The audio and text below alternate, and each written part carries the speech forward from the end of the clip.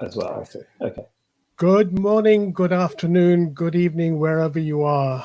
This is Firoz Manji from Daraja Press. Welcome to Organizing in the Time of COVID-19.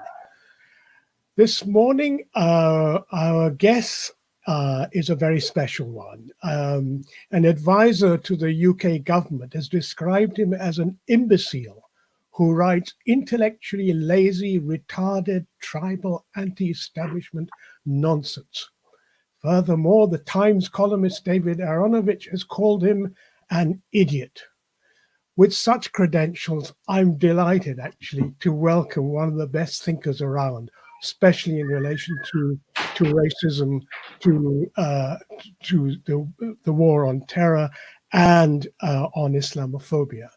Arun Kundnani lives in New York and writes about racial capitalism, Islamophobia, surveillance, and political violence.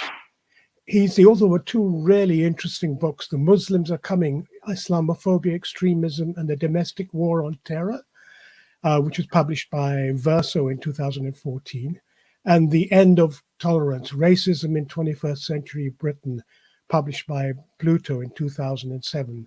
He was a former editor of the journal Race and Class. And really interesting, he's working on the biography of Jamil Al-Amin, formerly known as H. Rap Brown. His blog is a fascinating one, which you can view at this URL. So I want to welcome you, Aaron. So nice to see you again, and welcome to the show. Thanks for having me, Firoz. Great to be here. Yeah, I've really enjoyed the series that you've been doing, so it's fantastic. Great, thank you, Ross. One of the recurring themes in this series has been that and it's coming from all across the world, is that there appears to be a contestation between the forces of neoliberal capitalism, which is seeking to protect its own sacred zone, expelling in a way that is, in a sense, unprecedented, expelling the vast majority of humanity into sacrifice zones. And in a sense, with the COVID-19, it's a perfect opportunity for them to do that. But there is also a contestation against that, those who are seeking to reclaim, reassert, even invent their own humanity. And as you write in your recent article, From Fanon to Ventilators, what a lovely title that was. We are fighting for our right to breathe. So tell us something about this contestation that is going on. So I think the starting point, as you say, is to try and think about how neoliberalism is using this pandemic as an opportunity to roll out more intense versions of things that it's already been doing, right? And things that certainly many parts of the world have experienced in intense ways for some time.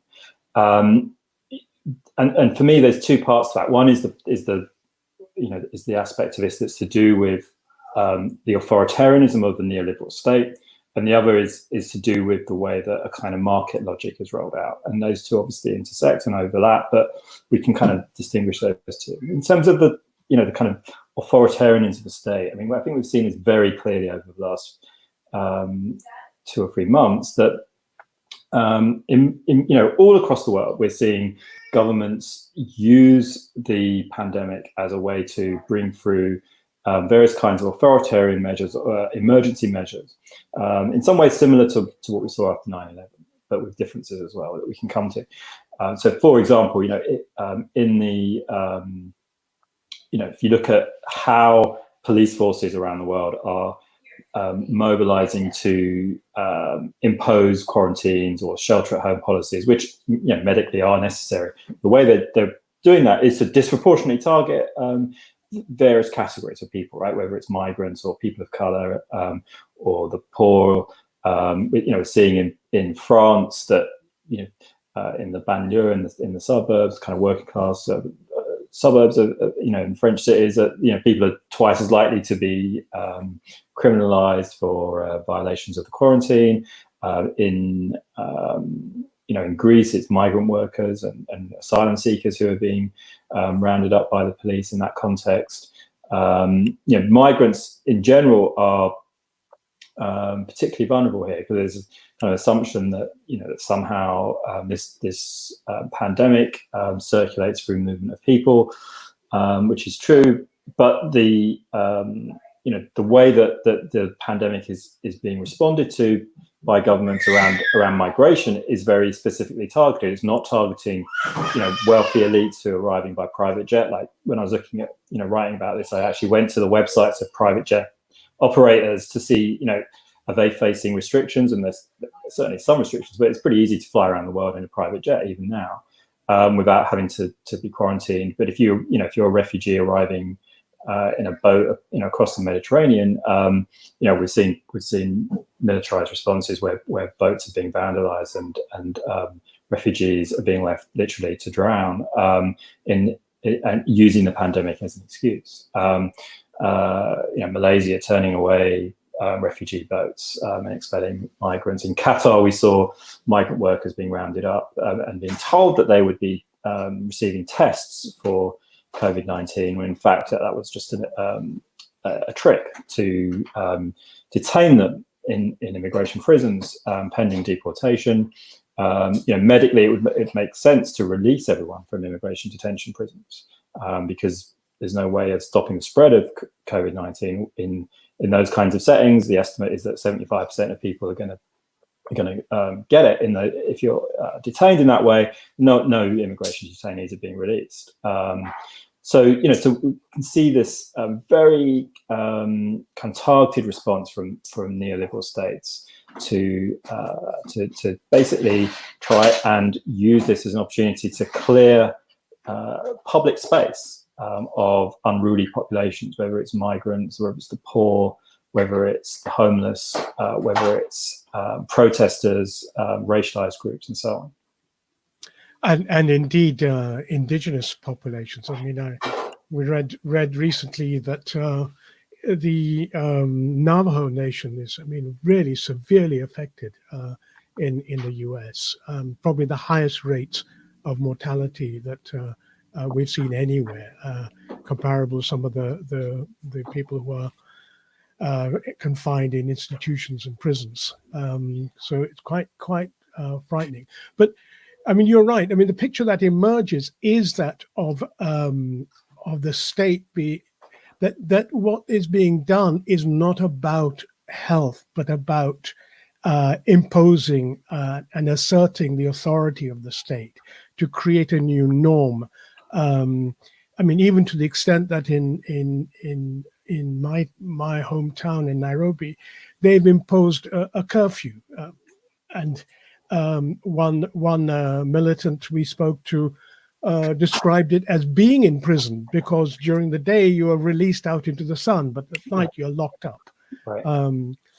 But one of the points that's been made by several people has been that this level of attack repression has its own effect in terms of resistance. People seeing through some of the logic. So surely that must be something that the ruling class must be aware of as well. I think there's two ways that's happening, right? So one is, in certain contexts, to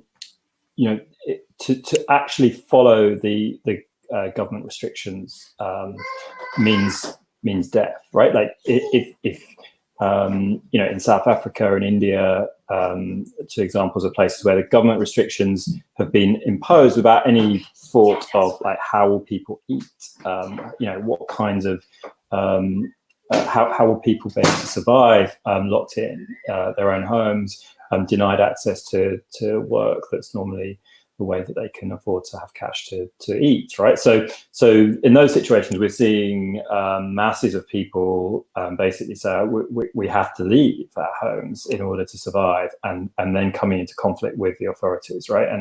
And so, that's in India, that's about migrant workers in particular. In South Africa, it's about people living in informal settlements. And then on the other hand, there's the dynamic in contexts where we have, for example, in the United States, we have a situation where the states are passing all kinds of legislation that is taking advantage of the pandemic to introduce new restrictions on protest. We are looking at a kind of, I feel like we're kind of dazzled at the moment by the situation, right? And in terms of like what kinds of protests are possible, I think that the left has kind of felt like we're just on a kind of temporary pause. There is actually a lot of organizing work, protesting work that could be done, even under, even with all the safety considerations that need to be made. And the danger is that we allow this moment to kind of pass, and we come out of the other end of it with a whole load of stuff that then is much harder for us to undo when it's been rolled through. That's what happened after 9/11, right? After 9/11, the left kind of thought, okay, this is not our moment to speak out. This is not our moment to raise these questions of what the response to terrorism is going to look like. And the next thing you know, we're living in a completely different world around a whole load of areas of life. And so, that's my main concern. And part of what makes, what's so distinctive about this moment in say the United States or in the UK is this kind of domestication that we're all going through, right? Like this sense that we're kind of settling into a new kind of life where we're at home a lot more, where our lives are digitized a lot more, right? And the more our lives are digitized, the more our lives can be marketized, right? Now there is, as you say, there is a kind of limit to what is plausible, and there is with everything thrown up in the air, there are no doubt opportunities to say, well, okay, you're saying that that the government now can suddenly find huge sums of money to provide an emergency response to this. Austerity perhaps isn't going to sound so plausible from now on, and so forth. We can kind of see those opportunities in terms of challenging some of the neoliberal rhetoric that would have perhaps convinced more people in the past. I think my feeling is we can get a little carried away in thinking of that a little too optimistically, right? I don't think there's any.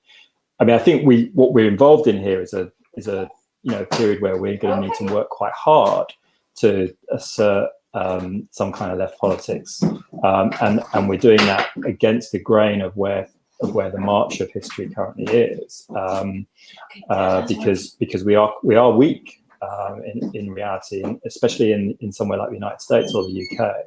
Other places perhaps there's more opportunities, but I don't think. It does seem to me that there is an important. I think it's important to have made the connection between 9/11 and what happened after that. But I think that I just wonder whether this present period is qualitatively different in that, whereas the middle classes may get tamed by the technology and domestication, as you put it. For very large sections of humanity, the most dispossessed, the most disenfranchised, it is hard not to interpret what is going on in eugenics as a form of eugenics, that whether intended or not, the effect is one of eugenics, and for me, that's where I see the hope that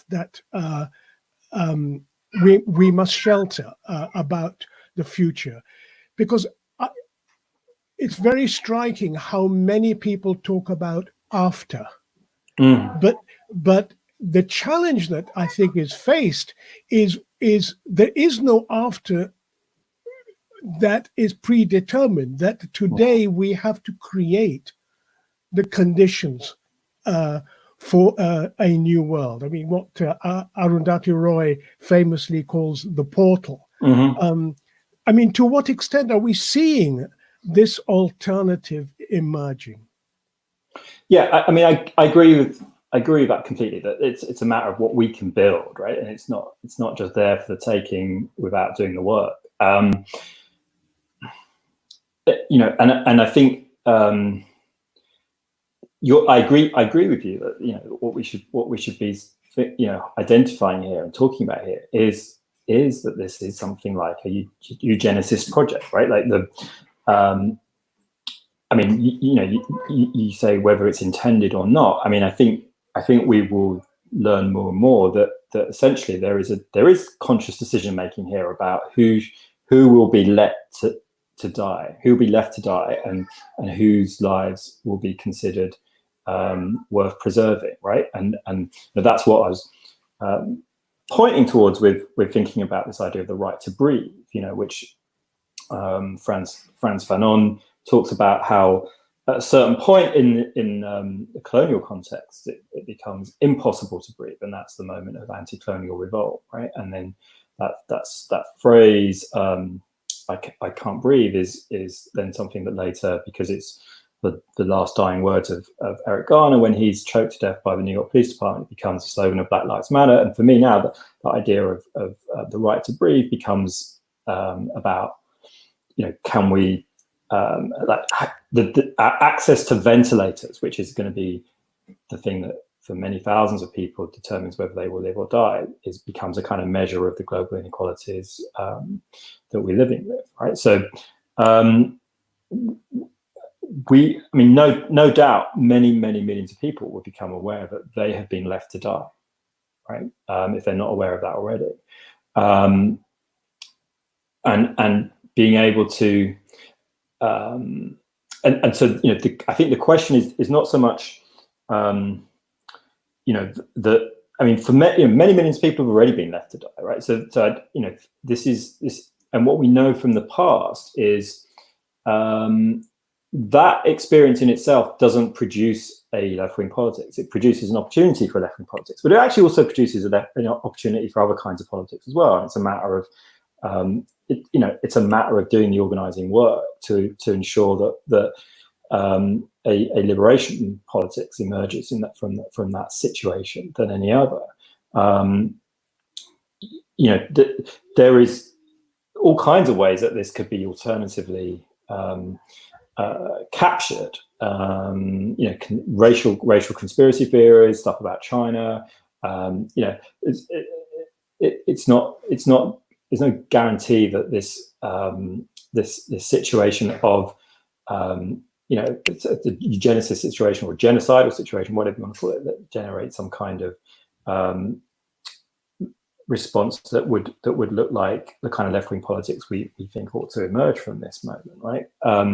What we can, you know, I think for me the optimism, you know, the kind of hope, the faith that I have comes more from the kind of resilience that is rooted in a sense of kind of human connection, right? That I do see, and you know, the you know, what's so devastating about this virus is that it exploits social interactions between us, right, to spread itself, and so it harnesses the very thing that makes us most human, which is our social connections to each other. And that sense of our interconnectedness, that sense of our kind of collective belonging, not, you know, that we're not just individuals. If we, you know, in the end, if we just simply lock ourselves away in our own homes, we may survive the pandemic, but we die in a different way, right? And so you know, so that sense that in spite of what this virus is doing, we will still you know, as human beings, find ways to build relationships with each other, come together not just through our screens, but in other ways as well, right? And you know, thinking of things like the mutual aid projects that have, you know, kind of spiraled out of this moment, and the ways that people are thinking of how to take those mutual aid projects beyond the kind of immediate charitable needs and the survival needs and kind of caring needs, and into something that looks more like a kind of collective politics of liberation, right? And so that, you know, that seems to me the pathway. That seems to me the hope that I think we, you know, that I feel of what we can be looking for in terms of the after. As you say, you know, as I completely agree with your point. The after is not written. It's there to be made. I mean, I take your point about the left, but I think one of the things that has happened, unfortunately, on the left, and I think there are a few exceptions, I think, but the disconnection with a mass base, a disconnection with those who are most disenfranchised, most exploited, most exploited by capital. You know, if one looks at slum dwellers across Africa, you look at the way Abaklali, Bashman John Dolo organized. If one looks there, what I think, where my hope comes from is that this process, or this reaction by the state to cast these people out as being less than human, which is, you know, not something new to us in our colonial experience, did lead to a reassertion of humanity, a real struggle. And I think my sense is that is going on, because whereas you and I may be locked up at home, those who are locked up at home in the shacks are actually a community. They don't live apart, and there are conversations as humans. And I've been surprised at the level of audacity and just simply organizing that is going on, albeit it may not be on a mass scale yet. I personally think that is where we have to look to nurture the next generation of organic intellectuals. Absolutely. I think we are part of a generation that failed in a sense. I mean, I think we've forgotten the art of consciousness raising, right? And we've forgotten the art of how, you know, when you think about what a movement does, is not like take a body of people who already agree with, you know, some kind of ideological position, and then kind of gather those people together to assert that position. You know, what a movement does is transform how people understand themselves and the world, right? And that's what we've forgotten how to do. And so our only, you know, I think for a lot of the left, our only idea of how we change minds is through, you know, quite superficial ideas of kind of social media, or even, you know, we want more people to go to the right graduate schools or something like that. I don't know, but like it seems like there's this massive hole in our work of you know, what we would have called in the past consciousness raising, right? And so, you know, that's the step between, okay, someone having this experience of, you know, now, if it wasn't obvious before, now I understand that, you know, there is nothing in this world that is there to protect me from the government, from the system, right? And that I am, and my community is essentially being left to die.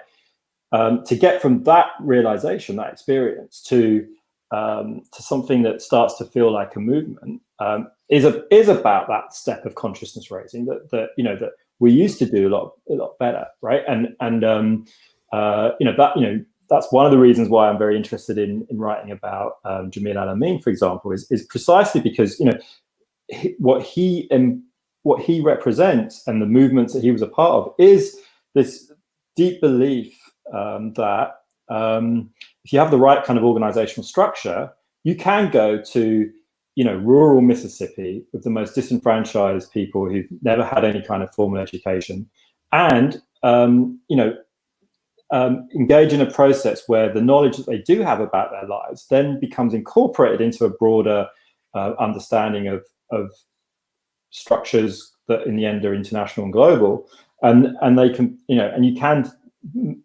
build organic intellectuals out of that experience, right? And Jamil Al-Amin is one of those people, right? So that kind of work is something that we'll need to go back to.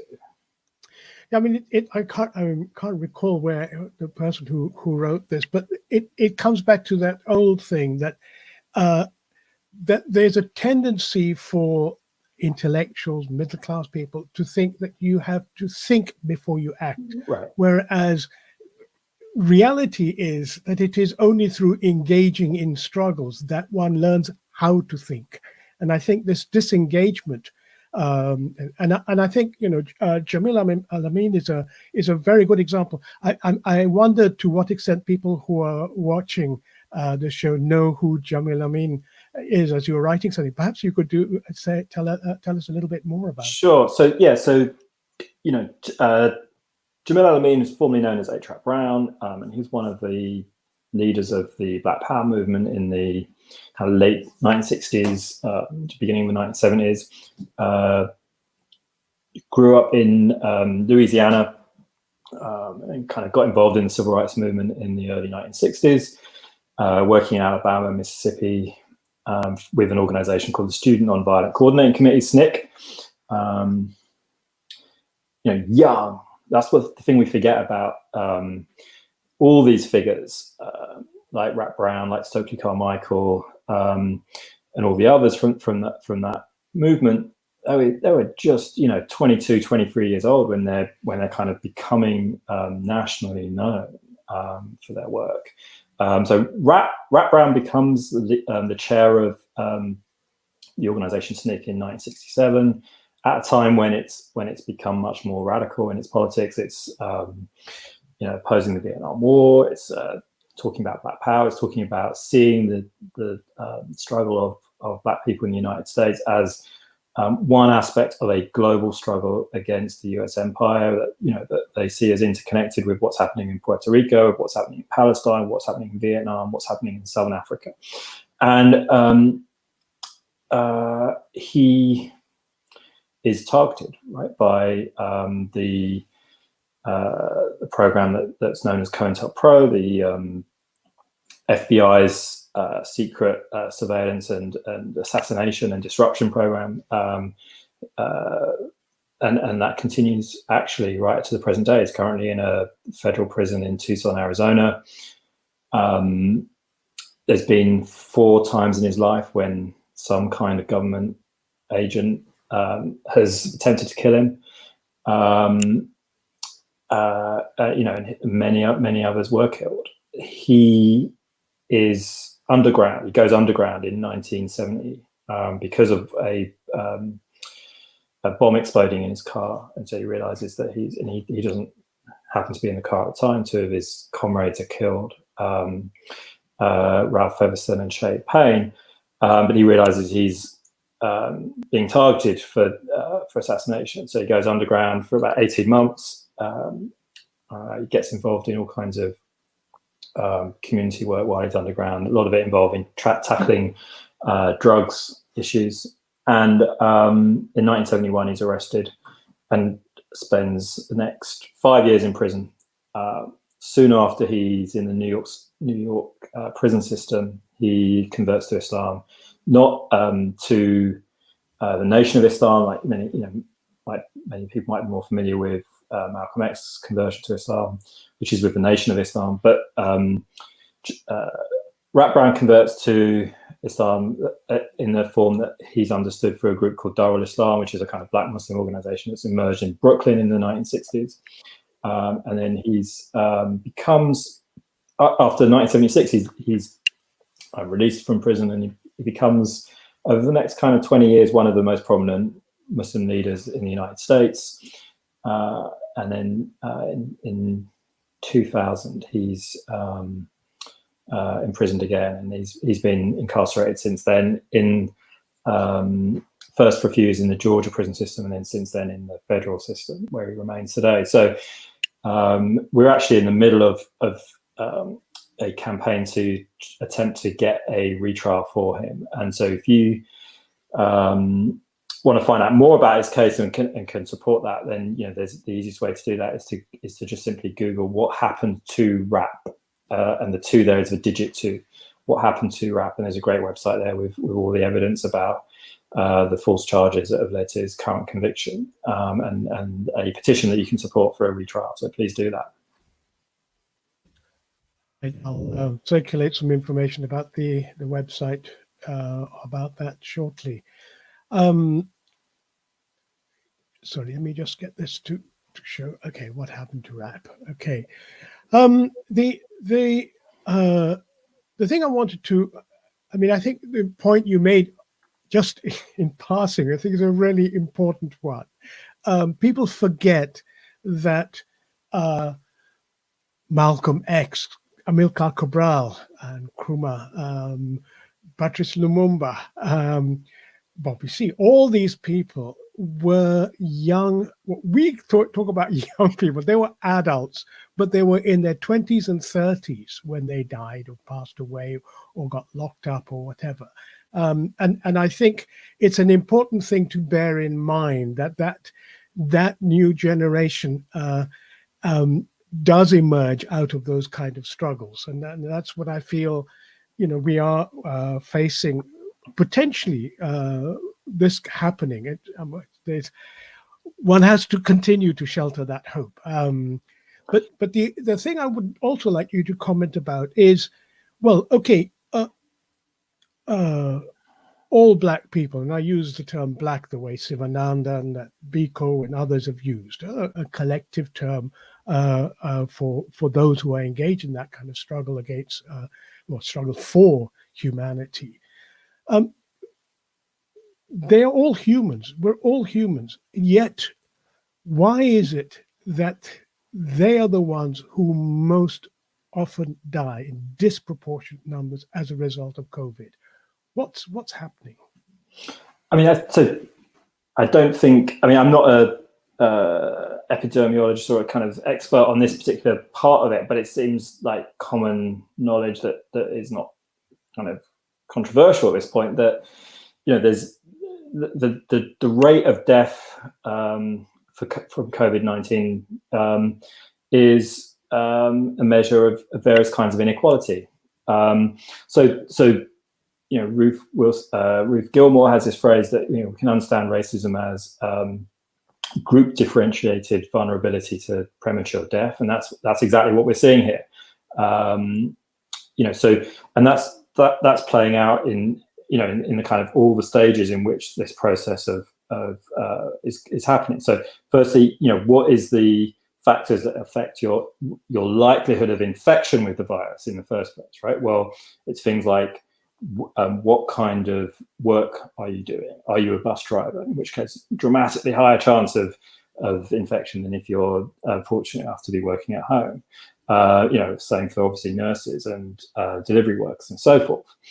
Those jobs are more likely to be done by people of color. Obviously, their jobs done by people on low incomes and so forth. So that's it's also affected by previous health inequalities. It's affected by the kind of housing you're in, right? So all of those become measures of likelihood of infection. Those are all related to inequalities of various kinds. Then once you're infected, you're more likely for the infection to become severe, a risk to life, to need hospitalization, for all the same reasons as your likelihood of infection in the first place, right? There's different degrees of infection depending on your exposure and so forth. Then if you are hospitalized, do you even have an opportunity to go to hospital? That's not something that's a given for everyone. What kind of hospital resources do you have in your nearest hospital? That's unequally distributed around the world and within countries like the United States. So again, that's going to, if you're in predominantly African American neighborhood, your nearest hospital is definitely going to be under resourced compared to other hospitals. and resources is the difference between life and death, because literally, the rate of death from COVID-19 is largely a measure of how many people have access to the kind of costly medical treatment that enables you to survive it once you've been hospitalized. Things like ventilators. So, for all of those reasons, we then end up seeing, from the data that we have at this point, between 2 and 3 times, in countries like the United States and the UK, between 2 and 3 times more likely to die if you're not white. That kind of racial disparity, that's what we're seeing, at least in those 2 countries, right? So that's pretty striking, and that's I think the explanations for that are fairly straightforward, along the lines that I've just said. So those combination of factors that would drive that. And yeah, I think this is going to be one of the things that COVID-19 is going to is in a way a measure of inequality. Right? That's one of the things that it makes visible. We're talking about this idea of what does it make visible for potential political mobilizations around. It makes visible in the most graphic way this kind of differentiated vulnerability to death. Yeah. So one of the questions I wanted to pose to you is that there has been a growth of or a decline in the use of the term Black as a collective expression. The tendency to for identity politics, for individualized identity with multiple different entities. What's your view about that, and what are the possible ways that can be influenced? Mm-hmm. I think so. My experience of that idea, that what we would have called the idea of a political definition of Blackness, right? In the UK, the kind of context that I come out of, that was a kind of living political identity for some time. By the 1990s, it had fallen apart, and the reasons for that are multiple. But in the end, you have to, I think, say that the kind of social base for that collective identity had been eroded. That kind of idea that existed in from the late 60s really through to the early 80s, the idea of a collective identity of Blackness that was based on a shared experience of people whose histories were in Africa, the Caribbean, South Asia, who had a shared experience of being colonized by the British, and then a shared experience within the UK of various forms of racism, right? That kind of shared experience had started to fragment by the early 80s because the kind of experience of race and class across those different groups started to look quite different, right? For certain groups of people from Indian origin, it started to feel quite different than it would do for someone whose origin is from Jamaica or something like that. So I think that for that reason that idea of political Blackness started to disappear, and it would be I think politically mistaken to sort of revive it in the form it used to have, because that was tied up with a particular kind of social and political context. But I think what we can draw from that history, rather than the specific category of Blackness that was developed at that time, is more the kind of political assumptions behind it, right? So which are that the struggle against racism and colonialism, right, is not a struggle for a particular cultural identity. Okay, it's a struggle for a different kind of society, right? It's a revolutionary struggle for a reorganization of the whole of society, and that's why in the end it's by its nature going to involve collective action beyond a particular cultural experience, right? So, the argument. So one way of capturing that sense of collective mobilization across different cultural histories was the idea of blackness. But what we need to do now is come up with other ways of achieving the same effect without that particular form that it had then, which won't, I think, work today. And the first step in that is to understand, as Sivanandan would have put it, it's not a struggle. It's not a struggle for culture, right? Like culture isn't the prize. Like culture is a means to the prize in certain contexts, but it's not the point of the struggle, right? The point of the struggle is a total transformation of society, so that we are able to live as full humans, right? I mean, I think that's a really important point, because one of the things that I think was striking in those movements, and there are parallels in the US as well. I mean, there's African American, Afro-Asian, there were all these new terms that emerged in the post-60s after the defeat of the Black Power movement and so on.